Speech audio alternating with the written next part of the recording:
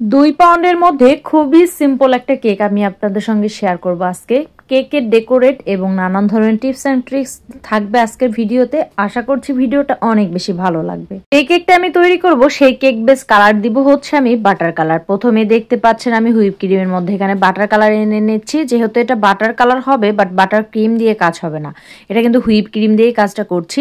এই জন্য আমি বাটার কালার আনার জন্য ক্রিমের মধ্যে সামান্য পরিমাণের ইয়েলো জেল কালারটা ইউজ করেছি, আর এটা ট্রান্স ব্র্যান্ডের হচ্ছে জেল কালারটা নিয়ে নিয়েছি। তো এরপরে আমি হচ্ছে কেকটা সুন্দর করে ফ্রস্টিং করে নর্মাল ফ্রিজে রেখে দিয়েছিলাম সেট হওয়ার জন্য। আর ফ্রস্টিং করে মিনিমাম সেট করার জন্য আপনার হাতে যদি সময় থাকে তাহলে 6-7-8 ঘন্টাও রাখতে পারেন। এতে করে আপনার অনেক বেশি ভালো হয়, মানে কেকটা ক্রাম কোটিং করার পরে এভাবে যদি ফ্রিজে সেট করেন তাহলে কেকটা অনেক ভালো হয়। তো ওই কেকটা খেতেও কিন্তু বেশি টেস্টি হয়। সরাসরি সুগার সিরাপ দিয়ে যখন কেকটা ডেকোরেট করে ডেলিভারি দিয়ে দিবেন সেই কেকটা কিন্তু সেট হয় না, সেক্ষেত্রে কিন্তু কেকটা খেতে একটু ভেজা ভেজা লাগে। এই জন্য সবসময় চেষ্টা করবেন সুগার সিরাপ দিয়ে কেকটা ভালো করে ফ্রস্টিং করে নর্মাল ফ্রিজে দিয়ে দেন হচ্ছে অনেকক্ষণ পরে সেট করবেন। আর যদি হাতে একদমই সময় না থাকে সেক্ষেত্রে যেভাবে করেন সেভাবেই করে দেবেন, সেটাই সমস্যা নেই। তো যাই হোক, এটা আমি সুন্দর করে ফিনিশিং আনার চেষ্টা করছি। ফিনিশিং আনছি হচ্ছে আমার ব্রেড কাটারটা দিয়ে। আর আমার ভিডিও যারা দেখেন তারা রোজই হয়তো দেখেন যে আমি আমার এই প্রিয় ব্রেড কাটারটা কখনোই ফেলতে পারি না।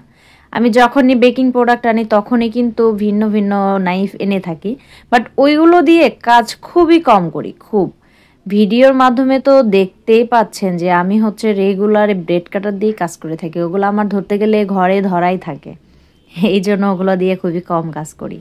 ব্রেড কাটার দিয়ে ফিনিশিংটা এত স্মুথ আসে, দেখতে অনেক সুন্দর হয়। দেখতেই পাচ্ছেন কতটা সুন্দর করে ফিনিশিংটা দিয়ে দিলাম, একদম বাটার কালারের মতো লাগছে।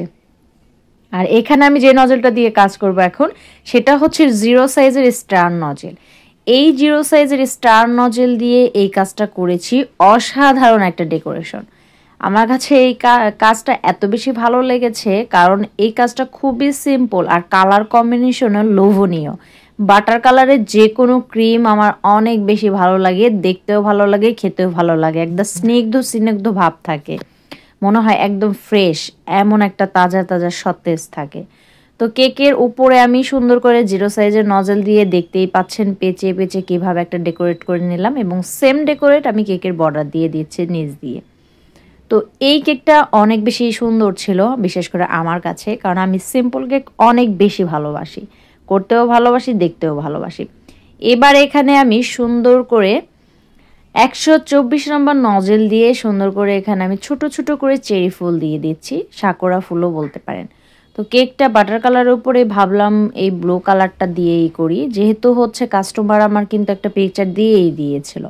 তো আমার স্ক্রিনে হয়তো দেখতে পাচ্ছেন যে ফোনে একটা পিকচার দেখা যাচ্ছে। কাস্টমার চেয়েছিল যে আমি কেকটা যেন এই কালার কম্বিনেশনের মধ্যেই রাখি।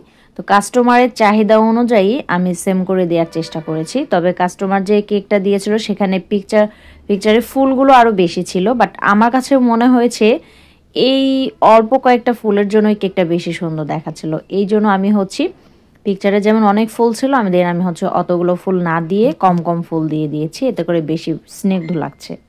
তো এরপরে সুন্দর করে 124 নম্বর নজল দিয়ে ফুলগুলো দেওয়ার পরে কিছু গোল্ডেন সুগার বল দিয়ে আমি ফুলের মাঝখানে দিয়ে দিচ্ছি, এতে করে কেকটা আরও বেশি ভালো লাগছে দেখতে। তো কেকটা দেখে বুঝতে পারছেন কতটা চমৎকার কালার কম্বিনেশন এবং ডেকোরেশন, আমার কাছে অনেক বেশি ভালো লেগেছে। তো আজকের কেকটা আপনাদের কাছে কেমন লাগলো অবশ্যই কমেন্ট করে জানাবেন, আর ভালো লাগলে লাইক কমেন্ট করে আমার পেজটাকে ফলো দিয়ে আমার পেজের সঙ্গেই থাকবেন।